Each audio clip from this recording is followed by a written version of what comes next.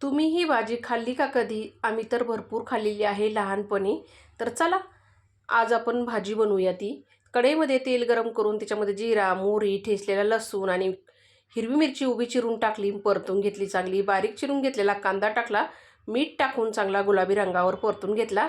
आता याच्यामध्ये आपल्याला टाकायचं आहे टमाटर. तर मी इथं पिकलेला टमाटर कट करून टाकलेला आहे. कांदा टमाटर सॉफ्ट होऊन दिला. घरगुती मसाला, लाल काश्मीरी मिरची पावडर, धना पावडर, गरम मसाला आणि हळद टाकली.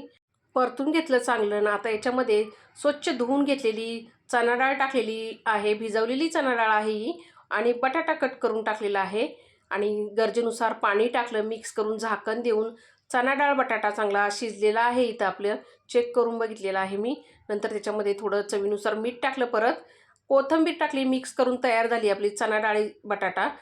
तुम्ही पण ट्राय करून बघा आणि जाता चॅनलला सबस्क्राईब करा. धन्यवाद.